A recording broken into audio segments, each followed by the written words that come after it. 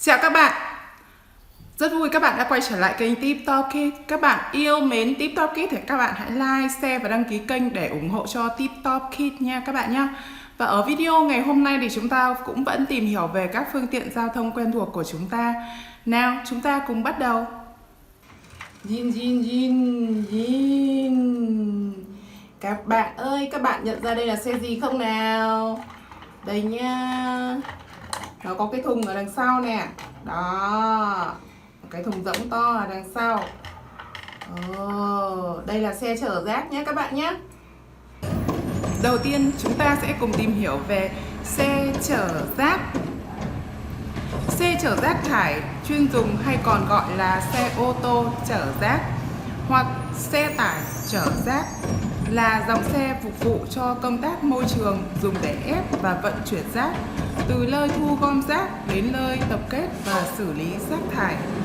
Và xe chở rác có cái kết cấu là có cái thùng rất là to ở đằng sau để chứa rác. Và xe chở rác giúp cho môi trường của chúng ta luôn xanh, sạch, đẹp. Vì vậy các bạn hãy giữ gìn vệ sinh môi trường xung quanh của chúng ta là không được vứt rác bừa bãi mà hãy vứt rác vào đúng nơi quy định các bạn nhé. Xe chở rác. Xe chở rác. Yin yin yin yin. Bíp bíp.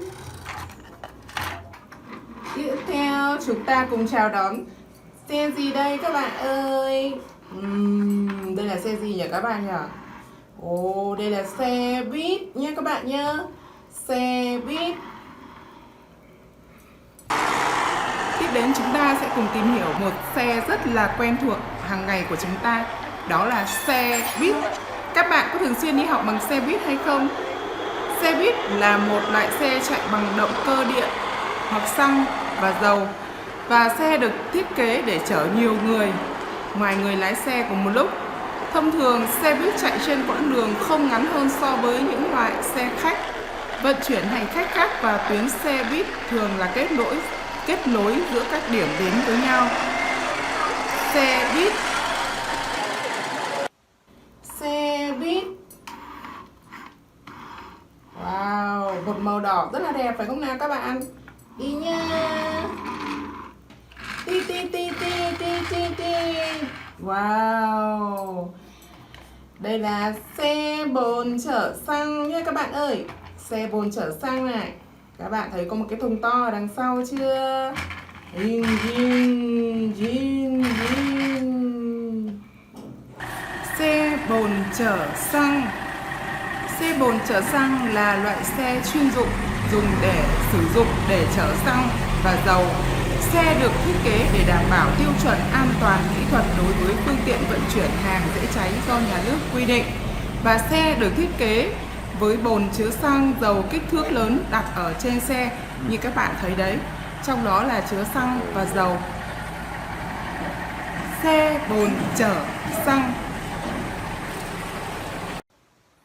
Bồn chở xăng, yeah!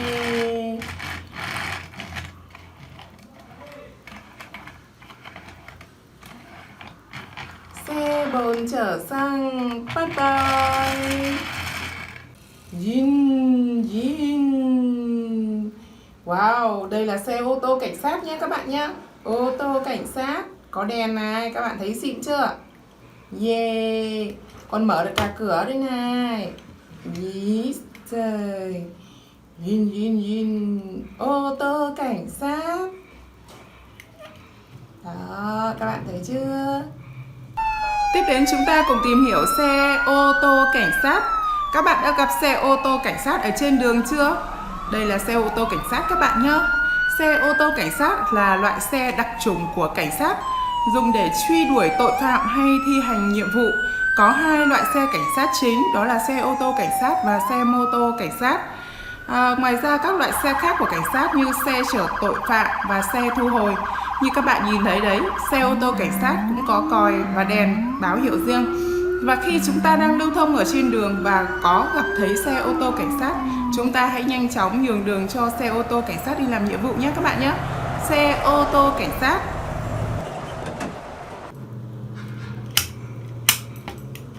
Ô tô cảnh sát. Bye bye.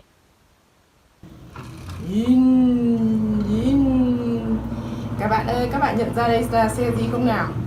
Ồ, đây chính là Maxi Queen, đúng không? Một chiếc xe ô tô Maxi Queen màu đỏ rất là đẹp. Các bạn chiêm ngưỡng Maxi Queen nè. Yeah. Ô tô Maxi Queen. Chắc hẳn là các bạn chưa được nhìn ô tô Maxi Queen ở bên ngoài đúng không nào? Như các bạn chiêm ngưỡng đấy, ô tô Maxi Queen là một chiếc xe ô tô đua có màu đỏ với đề can màu vàng và cam toàn bộ. Là một trong những chiếc xe ô tô đua ấy các bạn, mà được chế tạo bằng tay và là đây là chiếc xe có 102. Đây là một chiếc xe ô tô có 102 ở trên thế giới đấy các bạn ạ. Xe ô tô chế tạo bằng tay thì các bạn thấy rằng nó tỉ mỉ và nó đẹp đến như thế nào rồi, đúng không nào? Như các bạn chiêm ngưỡng đấy, rất là đẹp. Ô tô Maxi Queen. Maxi Queen. Nhìn. Bye bye. Chúng ta có gì nữa nào?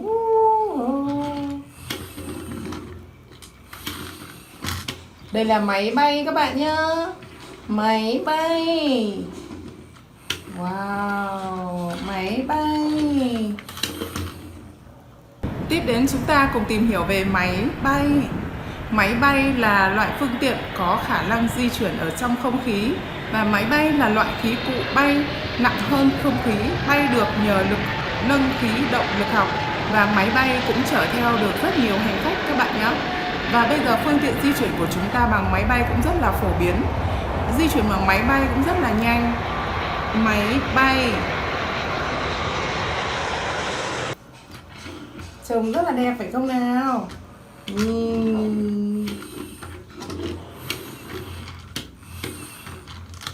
Máy bay.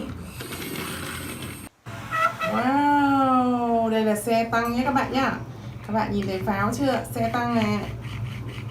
Đó, xe tăng. Xe tăng. Xe tăng. Như các bạn thấy đấy, xe tăng là loại xe chiến đấu bọc thép được trang bị pháo lớn, di chuyển bằng bánh xích, được thiết kế cho tấn công và phòng thủ độc lập hoặc cùng các đơn vị chiến đấu khác. Và xe tăng được sử dụng ở trong ngành quân đội của chúng ta các bạn nhé, ở trong quân đội ấy. Và trong thời chiến tranh của các ông cha ta ngày xưa là xe tăng cũng góp một phần rất là lớn lao vào chiến thắng lịch sử của chúng ta. Bây giờ các bạn muốn chiêm ngưỡng xe tăng thì chúng ta hãy đi thăm bảo tàng. Ở trong bảo tàng có xe tăng ở trong đó và chúng ta sẽ chiêm ngưỡng xe tăng các bạn nhé. Xe tăng.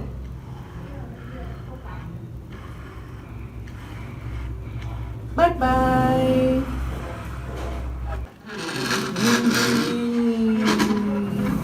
Đây là tàu hỏa nhé các bạn nhé. Tàu hỏa. Tàu hỏa. Tàu hỏa. Các bạn ơi, các bạn đã được đi bằng phương tiện tàu hỏa chưa?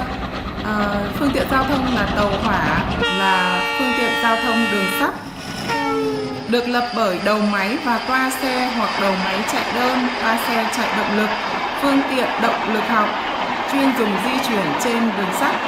Và tàu hỏa thì chúng ta có tàu hỏa chở hàng và tàu hỏa chở khách. Tàu hỏa thì có những cái toa tàu nối liền với nhau tạo thành một con tàu rất là dài các bạn nhé, và có rất là nhiều toa. Cái bên đó thì nó cũng chở được theo rất là nhiều hàng hóa và hành khách. Và đi tàu hỏa cũng rất là an toàn và tàu hỏa cũng đã xuất hiện từ rất lâu rồi các bạn nhé. Tàu hỏa. Tàu hỏa.